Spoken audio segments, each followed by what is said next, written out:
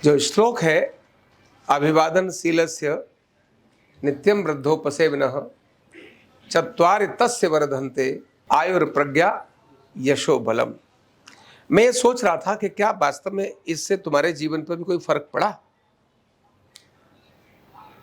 तो मैंने देखा कि मेरे जीवन पे तो सारा ही फर्क इसी का है। आज जो भी कुछ नजर आता है उस सारे के पीछे यही बड़ों की सेवा, बड़ों का अभिवादन, इसी का प्रताप है कि जो कुछ नजर आता है, आयु, प्रज्ञा, यश और बल, ये सभी उसी प्रताप के कारण से है, बड़ों के आशीर्वाद से ही है। और वो इस तरह से देखने को मिलता है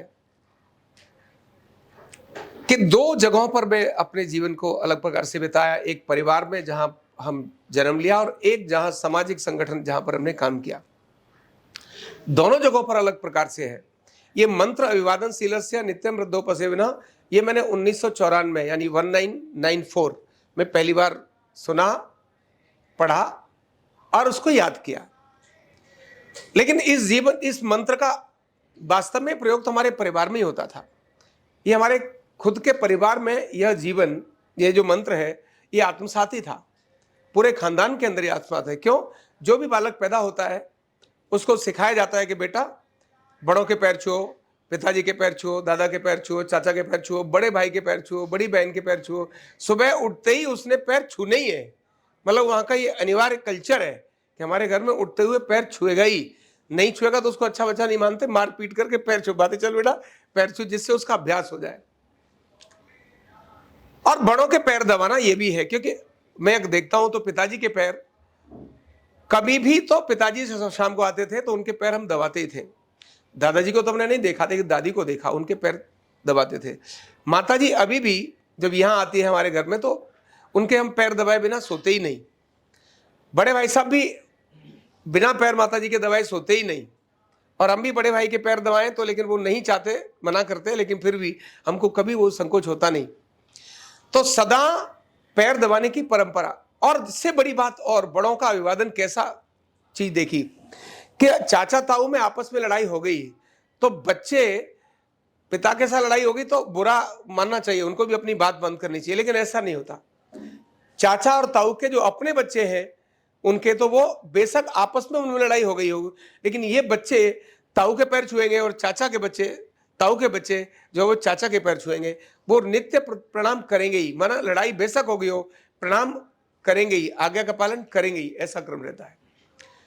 तो ये एक परंपरा वहां से थी। दूसरा एक चीज और शुरू हुई कि जब मैं संघ का प्रचारक था और 11 साल के बाद वापस आ रहा था और मैंने इलेक्ट्रॉनिक्स की पढ़ाई करी थी, और मुझे जब उन्होंने बोला कि न्यूरोथेरेपी में तुमको इसमें जाना है, मैंने कहा इतने समय में मुझे कैरियर बनाना है, एक निश्चित दिशा में जाना है, अब नई चीज दोबारा शुरू करूंगा, इसमें सालों लगाऊंगा, बहुत मुश्किल हो जाएगी, मैं कठिन होगा मुझे जाना। और मना करते हुए, पर क्योंकि मना नहीं कर रहा था, उन्होंने सुझाव दिया तो कोई रीजन ढूंढ रहा था उनको मैं कि क्या बोलूं। तो ऐसे में उनके पास शाम को मैं आया और मैंने कहा कि मैंने तो अपनी इलेक्ट्रॉनिक्स की पढ़ाई करनी है, आप इसमें मत बोलिए, और यहाँ जाना है सीखने के लिए डॉक्टर मेहरा जी के पास। तो शाम को मैंने बहुत बार उनको बोला, अनेक कारण गिनाए, लेकिन फिर भी उन्होंने कहा नहीं कोई बात नहीं, देख लो।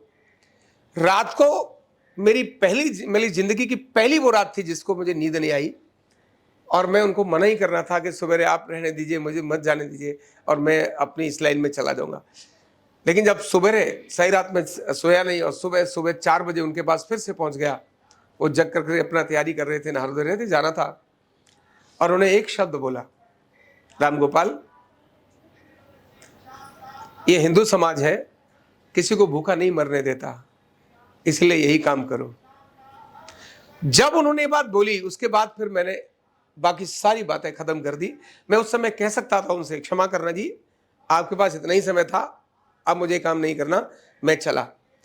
मैं उनको बोला था कि इस लाइन को कोई जानता नहीं है, इस समय मुझे बहुत संघर्ष करना पड़ेगा, बहुत मेहनत करनी पड़ेगी, पता नहीं जिंदगी चलेगी नहीं चलेगी, बहुत सारे प्रश्न थे। लेकिन उन्होंने एक शब्द बोल दिया, ये हिंदू समाज है, ये किसी को भूखा मरने नहीं देता, अब इस लाइन को ही करिए।